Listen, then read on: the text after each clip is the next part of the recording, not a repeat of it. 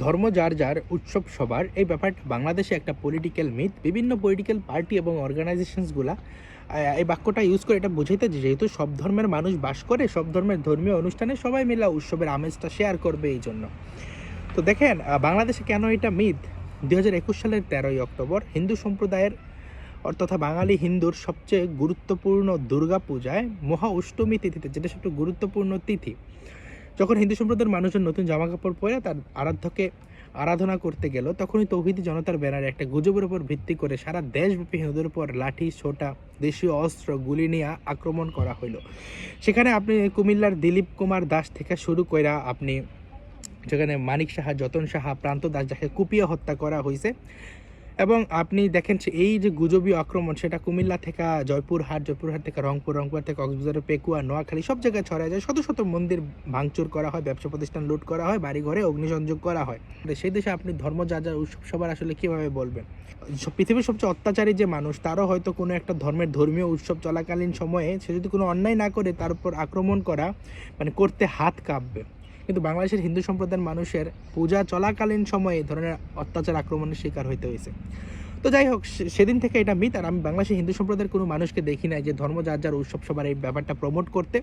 এবং আমি নিজেই বলছি যে দুর্গা উৎসব বলতে কিছু হয় না, সেটা দুর্গা পূজা। দুর্গা পূজা আমার মায়ের আরাধনা, আমার শক্তির আরাধনা। আমি তো দেখি নাই কোনো হিন্দু সম্প্রদায়ের মানুষ বিলবোর্ডে যে মুসলিম ভাইয়েরা পূজায় আসুন, একসাথে আমরা বসে আরতি দেখি বা এমন কিছু।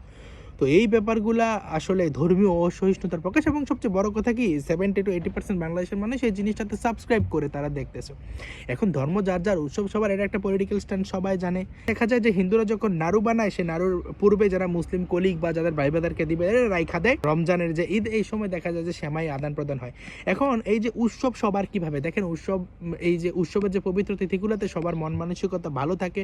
একটা রোড সাইড যে একটা যে বেগার মানে যে ভিক্ষুক, তার ক্ষেত্রে সেটা সবার উৎসব হতে পারে। সে তো খাবার পাইলে হয়, সে তো আর এত কিছু বোঝে না।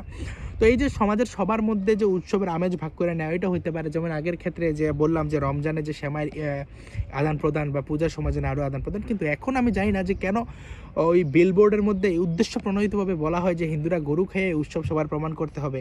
তার পাশাপাশি অনেকে বলে এই হিন্দু তো খায়, আমার ওই বন্ধু খায়, ওই বন্ধু খায়। ভাই, অনেক মুসলিমদের তো এখানে দেখি যে রেড ওয়াইন খাইতেছে, হোয়াইট পর্ক ইচ্ছা করে খাইতেছে, পর্কের সসেজ খাইতেছে। তো এর মানে কি এটা কি হারাম না ইসলামে?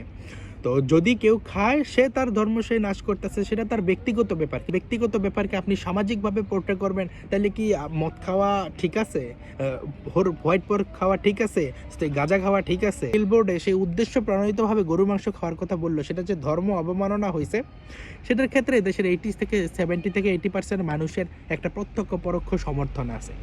তো এই বাক্য অবশ্যই হিন্দু সম্প্রদায়ের জন্য মিথ। এটা খুবই কনসার্নিং ব্যাপার যে কিন্তু প্রকাশ্যে আরেকটা ধর্মাবলম্বীদের, যেখানে তাদের ধর্মে গরুর মাংস নিষিদ্ধ, সেখানে গরুর মাংস খাইতে আহ্বান করা হবে, সেটাতে আবার সেই ধর্মের মানুষজন আইসা খুব উদ্বাহু সমর্থন দিতেছে। ধন্যবাদ সবাইকে।